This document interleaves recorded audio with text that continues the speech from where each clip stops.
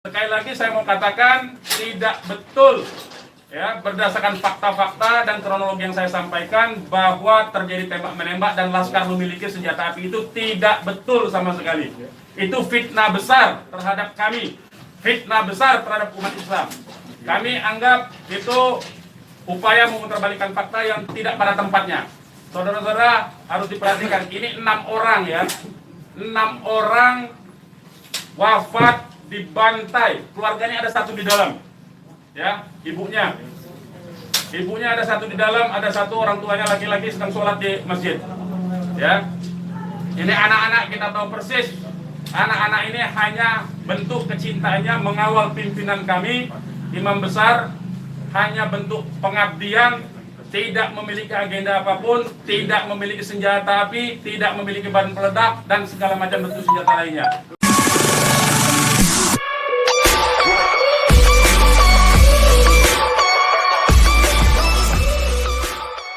Wafatnya atau syahidnya 6 orang laskar kami yang sedang dalam tugas pengawalan kepada pimpinan kami yaitu Imam Besar Habib Rizik Syihab. Semoga ke-6 laskar tersebut diterima syahidnya. Yang kedua, kami sampaikan alhamdulillah Imam Besar kami bersama keluarga dan cucunya alhamdulillah dalam keadaan sehat. Amin. Ya. Dan saat ini sedang dalam pemulihan sebetulnya. Jadi saya di samping kanan saya perkenalkan dulu adalah Kiai Haji Sobri Lubis, adalah Ketua Umum DPP FPI. Di belakangnya adalah Panglima Laskar Pembela Islam Ustadz Maman Suryadi. Di belakang saya Wakil Panglima Laskar Pembela Islam Ustadz Jordan. Dan ada pengurus FPI di belakang kita. Jadi pertama-tama saya mau sampaikan bahwa kami sebelum ada pengumuman dari pihak Polda, yang tadi itu pun kita dapatnya dari televisi, sebelum kita mendengarkan pernyataan dari pihak Polda, itu kita masih menganggap keenamnya dalam status hilang. Makanya pernyataan kita yang pertama keluar itu adalah pernyataan statusnya masih dalam keadaan hilang kita sebutkan. Karena itu pernyataan dibuat pagi hari ya, sebelum kita mendengar kabar bahwa keenamnya sudah syahid. Nah, kemudian saya mau jelaskan kronologi backgroundnya dulu. Bahwa beberapa hari yang lalu ya, memang ada beberapa pengintai di Pondok Pesantren Habib Rizik, yaitu hari Jumat ya. Hari Jumat itu ada beberapa pengintai yang ditugaskan oleh institusi resmi negara. Ya, saya tidak mau sebut. Oleh institusi resmi negara yang ditugaskan mengintai 24 jam. Mereka menggunakan drone dan peralatan canggih lainnya. Dan kemudian ada komunikasi dari Laskar yang menjaga Pondok Pesantren Habib Rizik di Megamendung itu dengan para pengintai. Karena kebetulan mereka terjebak dengan cara pengintaian mereka sendiri yang tidak profesional. Ada komunikasi antara Laskar penjaga Markas Syariah Megamendung dengan para pengintai. Ya. Ada 3 orang yang berhasil dikomunikasikan dan kita mendapatkan semua data-datanya.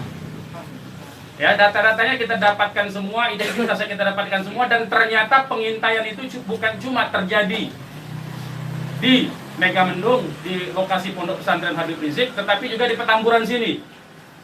Posisinya di sebelah sana, ya, posisi para pengintai. Ada foto-fotonya kita dapatkan. Kemudian juga di Sentul yang sempat dilakukan aksi demonstrasi.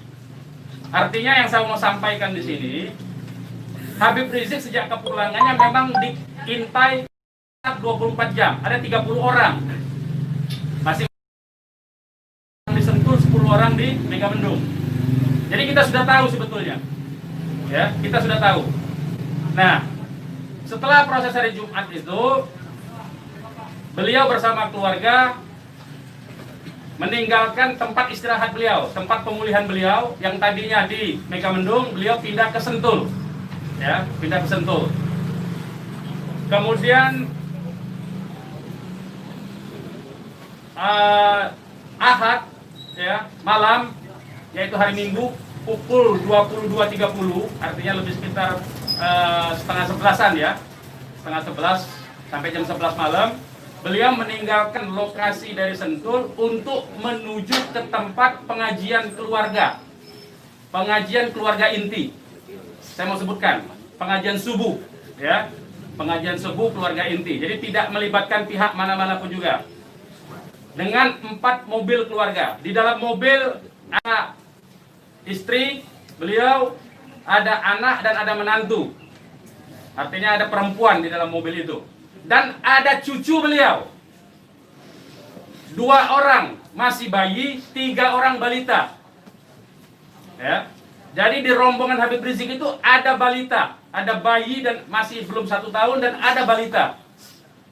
Itu yang saya mau tegaskan.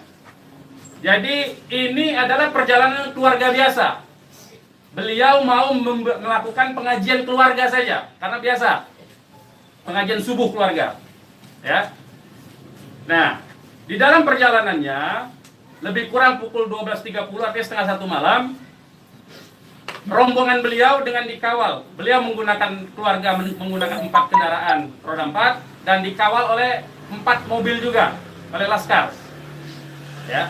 Nah, di dalam perjalanan ada orang yang menguntit sejak dari keluarnya beliau dari Sentul itu. Ya, terus dikuntit dan akhirnya para penguntit ini berusaha memotong entah apa tujuannya.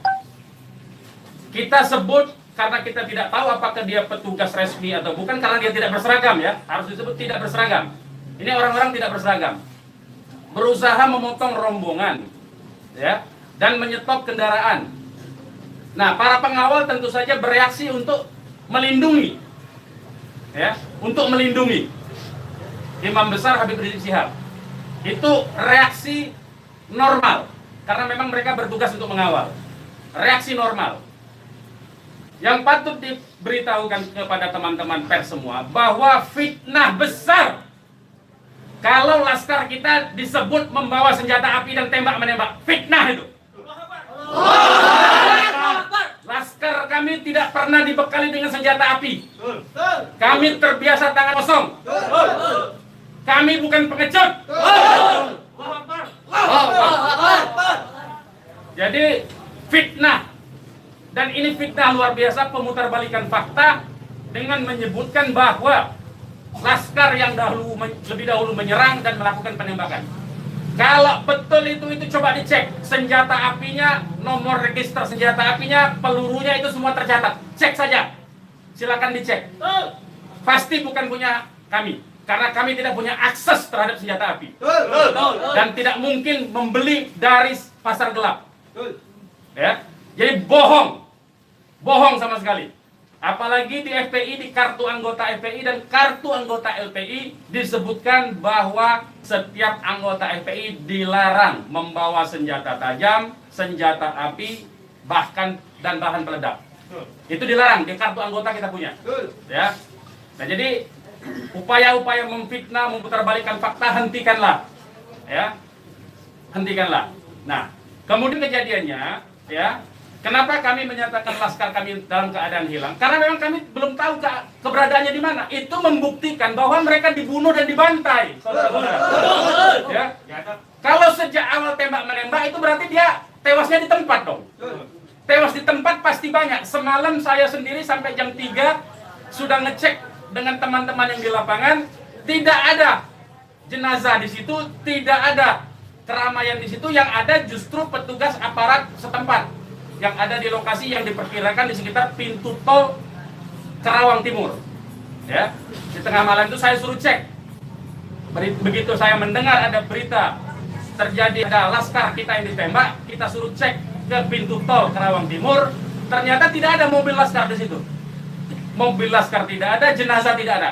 Kalau itu memang tembak menembak dan tewas di tempat, itu pasti ada jenazah di situ. Pasti membutuhkan proses lama untuk evakuasi di situ. Tetapi ini tidak ada. Dan bahkan saudara-saudara perlu ketahui, teman-teman media, sempat salah satu laskar mengirimkan voice note rintihan dari salah satu laskar kita yang ditembak. Itu artinya apa? Itu artinya laskar kami dibawa ke satu tempat dan dibantai di tempat itu. Dibantai di tempat lain. Itu artinya.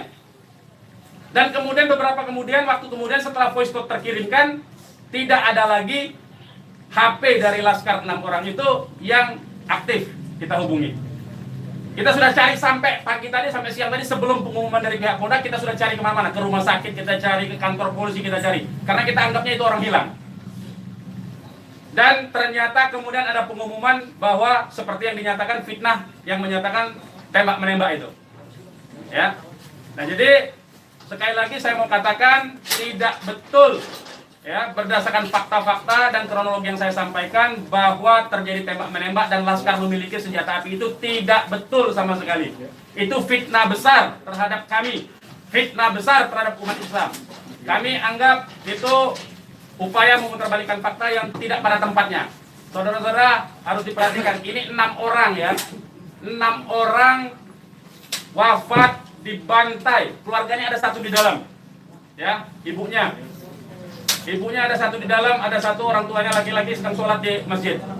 Ya, ini anak-anak kita tahu persis. Anak-anak ini hanya bentuk kecintaannya mengawal pimpinan kami, imam besar, hanya bentuk pengabdian, tidak memiliki agenda apapun, tidak memiliki senjata api, tidak memiliki bahan peledak dan segala macam bentuk senjata lainnya. Dari kami, saya kira itu. Ketua Umum silakan kalau ada yang mau menyampaikan. Silakan. Bang, ya, untuk pengecekan CCTV di lokasi sudah dipinta? Belum kita lakukan karena kita ini masih sibuk sampai dengan siang tadi sebelum ada pengumuman dari pihak Polda, kita masih sibuk memastikan keberadaan 6 orang tersebut. Ya, jadi kita belum mengecek kemanapun, kita masih menelusuri kemana-mana tempat dari kemungkinan itu dibawa, yaitu apakah rumah sakit karena kita mendengar ada voice note yang tertembak kan, rintihan dari salah satu korban yang ditembak, masih sempat didengarkan oleh laskar yang tetap mengawal, ya. Dan kita belum mengetahui itu sampai hari ini, bahkan sampai detik ini kita belum mendapatkan akses terhadap jenazah. Itu yang patut dicatat. Kita tahu bahwa mereka 6 orang laskar ini yang syahid ini adalah wafat, baru tahu dari pengumuman, ya, dari pihak kepolisian. Jadi itu yang perlu saya sampaikan. Tapi posisi 6 ini di mana sekarang Bang, udah diketahui? Sampai hari ini saya belum tahu. Kita belum mendapatkan informasi. Ini menunjukkan bahwa bukti konkret bahwa jenazah ini dalam kontrol dan kendali penuh, artinya kan. Kalau memang itu tembak menembak biasa, tentu itu ada di masyarakat lain. Tentu masyarakat sudah sibuk, sudah ramai di situ. Ini sampai sekarang ini kami tidak mendapatkan akses di mana keberadaan jenazahnya, ya, kondisi lukanya di mana tembak menembak, berapa lubang pelurunya, kami tidak tahu. Hanya satu-satunya sumber informasi baru bahwa dinyatakan bahwa tewas. Ya. Bang, untuk yang 4 orang Bang, penjelasan yang Bapak bilang tadi yang terkait di tol Japek itu berarti Bapak melihat sendiri bahwa tidak sempat terlihat adanya mayat dalam. Saya tidak melihat sendiri, tapi kita tugaskan ada laskar kita untuk ngecek mulai dari pukul 1:30 ya sampai pukul 3 sampai menjelang subuh kita cek. Gitu. Tidak ada di situ peristiwa tembak. Terima kasih, siapkan masuk.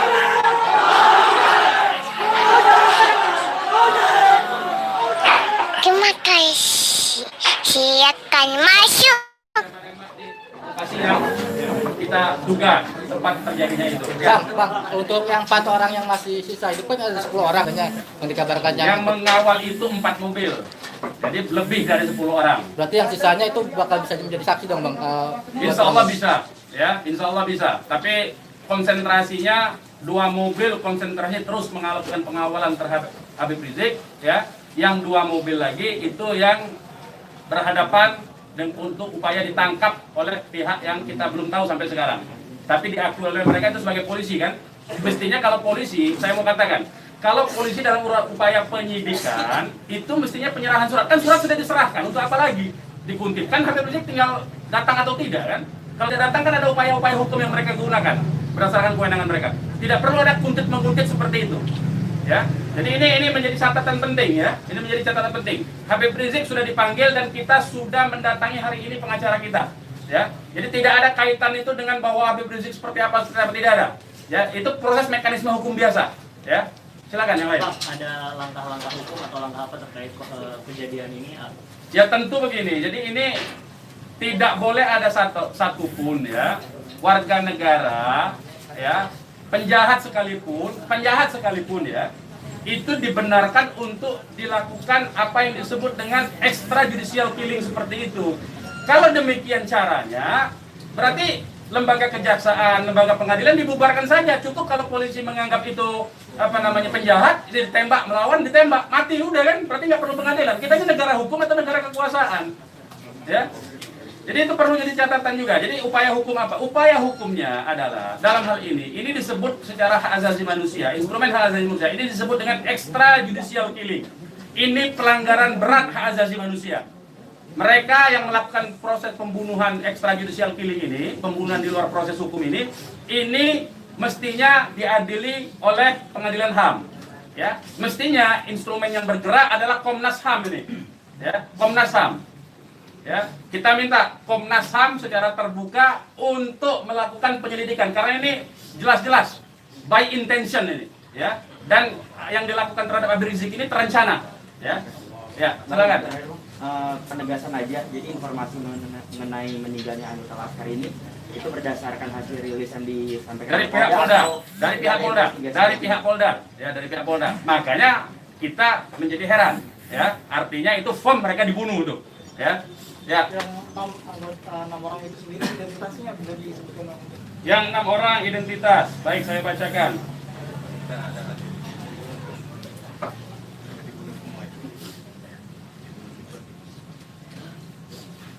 Saya bacakan nama-nama laskarnya ya. 1 Faiz, ini nama panggilan, kita belum cek nama aslinya ya. Ini baru nama panggilan dari teman-temannya yang mengabarkan. 1 Faiz, 2 Ambon, 3 Andi, yang Andi ini ibunya sudah ada di sini di dalam kantor kita. 4 Reza, 5 Lutfi, 6 Kadafi. Ya. Semuanya adalah anggota Laskar dari Laskar DKI. Ya. Saya ulangi lagi, Faiz, Ambon, Andi, Reza, Lutfi dan Kadafi.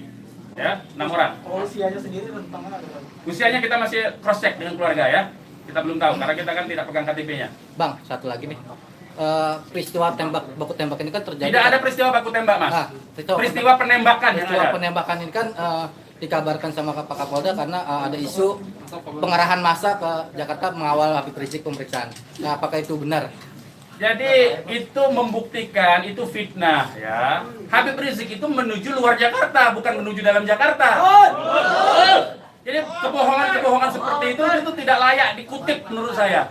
Ya, tidak boleh informasi publik dijejali dengan berbagai macam kebohongan. Hentikan kebohongan. Habib Rizik menuju arah luar Jakarta, bukan menuju dalam Jakarta, menuju ke tempat pengajian. Pengajian itu pengajian keluarga. Keluarganya keluarga inti. Terdiri dari ya kalau saya sebutkan nanti Habib Rizik terancam nyawanya. Mau tanggung jawab nggak nanti? Lokasi penembakannya di mana, Pak? Lokasi penembakan diperkirakan pintu tol Karawang Timur. Yang udah dicek di sana di mana? Sudah dicek di situ, Karawang Timur. Pintu tol Karawang Timur. Sudah kita cek. Berarti kalau dari rombongan HRS sendiri nggak ngelihat ada tembak-menembak di situ ya Pak? Yang tiba-tiba Tidak ada, sampai memang hilang tidak ada aja. tembak-menembak. Ya, memang tidak ada tembak-menembak. Sudah saya katakan berulang-ulang, tidak ada tembak-menembak. Kalau bahasanya tembak-menembak, itu artinya dua belah pihak memiliki senjata api yang sama. Jadi kayak saya mohon lah ya, penggunaan diksi ini kita didiklah masyarakat ini, didiklah publik ini, edukasilah publik ini dengan fakta yang sesungguhnya. Dari kami menyatakan tidak ada tembak menembak. Kalau konotasinya penggunaan diksi tembak menembak itu dua belah pihak saling memegang senjata Tapi api. sempat mendengar senjata api dari polisi atau apa? Bagaimana? Salah satu mobil sempat terkena sempi dan sebagainya Pak. Bukan salah satu mobil, 6-6-nya udah tewas sekarang dinyatakan sendiri oleh mereka. Mengakui. Dilihat 4 rombongan itu Pak, 4 mobil itu Pak. Satu mobil. Ya, sudah saya katakan tadi, yang mengawal Habib Rizik ini 4 mobil. 2 mobil terus mengawal Habib Rizik menuju tempat pengajian. Yang 2 lah kemudian yang berusaha dihadang oleh OTK ini. Begitu, saudara. Ya. Kemudian terjadilah upaya-upaya penangkapan itu dan ada sekali penembakan di tahap awal itu dan mengenai satu laskar. Satu laskar inilah kemudian yang voice note-nya sampai ke tim yang lain, ke mobil yang satunya. Mobil yang satunya segera katakanlah menyelamatkan diri begitu. Karena ini ada tembakan, itu bukti ya. Saya mau katakan ini ada dua mobil. Satu mobil dihadang, satu mobilnya kalau betul ada tembak-menembak dan laskar FPI punya senjata, tentu dihajar pakai mobil satunya. Ini kan tidak terjadi. Buktinya yang satunya mobil kita, laskar kita menyelamatkan diri begitu loh. Ya, itu faktanya.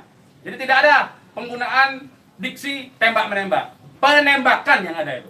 Penembakan oleh siapa? Sementara ini mereka mengakui bahwa itu dari pihak mereka. Dengan tadi pernyataan kan, jelas kan? Mereka sendiri yang mengakui. Tadinya kita anggap itu OTK, tapi sekarang sudah diakui. Ya. Nah, karena ini aparat negara yang melakukan, maka ini disebut pelanggaran hak asasi manusia yang berat, begitu.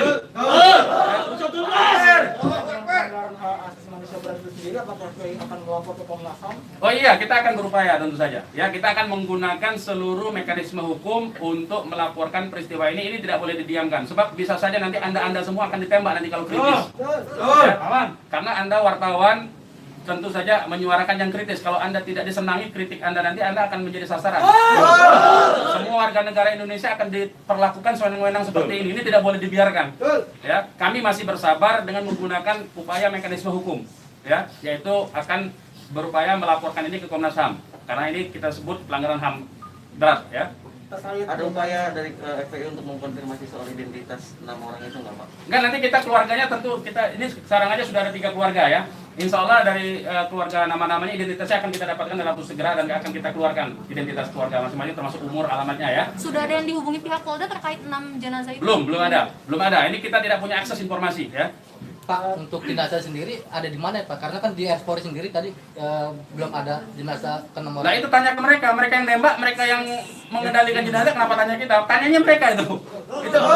Itu bukti mereka menguasai itu jenazah, ya. Dan dalam kewajiban seorang Muslim itu jenazah harus segera diserahkan kepada keluarga, ya. Jangan dilama-lamakan.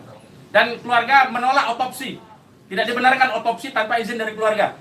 Terkait dengan kejadian ini sendiri, responnya Habib Rizik itu apa? Ya, beliau tentu saja mengucapkan innalillahi wa inna ilaihi rajiun. Ya, beliau sangat berduka, sangat bersedih karena ini adalah laskar yang semata-mata mengabdi kepada beliau untuk mengawal beliau. Ya. Beliau sangat sedih tentu saja. Ya, beliau sangat sedih.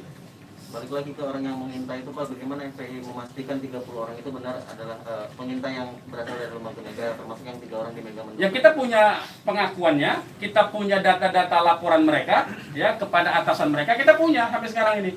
Nah, kita tidak tahu apakah ini adalah bentuk-bentuk upaya balas dendam dari terbongkarnya coverage mereka. Ya, kita tidak tahu, ya, kita tidak tahu.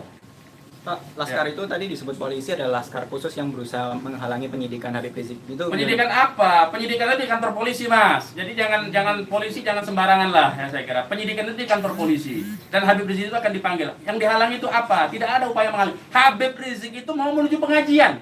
Apa yang disidik? Apa yang disidik? Pertanyaannya. Penyidikan apa? Ya. Tidak ada upaya menghalangi itu, ya. Tidak ada upaya menghalangi. Itu fitnah, lagi-lagi itu fitnah. Ini upaya untuk melepaskan diri dari jerat hukum. Ini pelanggaran HAM saya katakan. Ini pelanggaran HAM sekali lagi, ya. Tidak boleh lepas dari jerat hukum ini. Tidak boleh karena kekuasaan lepas dari jerat hukum. Tidak boleh. Tidak ada upaya menghalang-halangi itu. Karena Habib Rizik jelas mekanisme hukumnya. Ya, tinggal dipanggil, tinggal diketerangan saja. Ya, silakan yang lain. Masih ada? Bang, Ya. Bang, ini barusan IPW merilis tentang kasus ini. Siapa? IPW, Indonesian Police Police Watch. Watch, Jadi oke. IPW mendesak untuk Jokowi mencopot Kapolri sama membentuk tim pencari fakta bahwa ada pelanggaran di sini. Apakah teman-teman FPI akan menggandeng IPW juga untuk membentuk tim fakta? Ya, kalau IPW kan LSM memang dia selama ini berfungsi untuk menjadi pengawas polisi kan, namanya Police Watch kan. Ya, saya setuju, tentu saja terima kasih atas dukungan dari IPW untuk supaya kasus ini dibentuk tim independen. Saya setuju. Tim independen itu tentu saja menurut saya harus dipimpin oleh Komnas HAM karena kewenangan itu ada di Komnas HAM ya. Baik, yang lain. Ada rencana untuk melapor ke Propam juga mungkin, Bang? Ya jeruk makan jeruk nantinya Mas. Ya, jeruk makan jeruk. Nah, ya. Nanti ini yang jelas ini saya katakan ini ada unsur dugaan kuat pelanggaran hak asasi manusia yang berat. Ya. Karena dia pelanggaran hak asasi manusia yang berat, maka kewenangan itu ada di Komnas. Ya, bukan lagi di Propam. Kalau Propam itu sekedar profesi saja. Ya. Oke, yang lain kalau tidak ada kita ini. Bang. Ya, ini mungkin insya Allah Ta'ala kita akan masukkan juga untuk bisa membuat tim pencari fakta dari DPR dan seluruh instansi yang terkait agar supaya tim independen bisa segera dilaksanakan, bisa terlaksana dengan yang berwibawa, dengan banyak instansi sehingga kita bisa melihat meminimalisir celah-celah kebohongan ya. Jadi seperti itu. Insya Allah Ta'ala dengan tim pencari fakta independen untuk bisa menguak bagaimana peristiwa ini yang sebenarnya, walaupun kita sudah melihat bagaimana fitnahan-fitnahan yang ditujukan kepada Front Pembela Islam maupun kepada laskar-laskar kami itu semuanya, tapi tetap perlu untuk bisa terkonstruksikan ya dengan data-data dan bukti-bukti, insya Allah Ta'ala dengan keterbukaan dan juga dengan rasa keadilan, insya Allah Ta'ala. Oke, silakan yang lain teman-teman kalau masih ada. Sekarang Pak Habib Rizik posisinya sedang di mana? Oh, kalau kami kasih tahu nyawa Habib Rizik yang terancam. Mohon maaf ya, kita tidak bisa kasih tahu soal itu. Baik, yang lain nggak ada? Baik, kepada teman-teman media, sekali lagi saya ucapkan terima kasih yang banyak ya, jazakumullah khairan jaza atas profesionalisme ya, cross check cover both side dari teman-teman, karena memang pemberitaan tidak boleh berdasarkan hanya satu pihak saja. Kami hanya menuntut kemukakanlah fakta dengan apa yang sesungguhnya dari kedua belah pihak. Nanti masyarakat yang akan menilai itu, ya. Yang jelas penggunaan diksi tembak-menembak saya kira harus dihentikan karena itu adalah framing yang jahat terhadap orang tidak berdosa, yaitu 6 orang yang syahid ini. Demikian dari kami. Terima kasih. Billahi taufiq wal hidayah. Wassalamualaikum warahmatullahi wabarakatuh.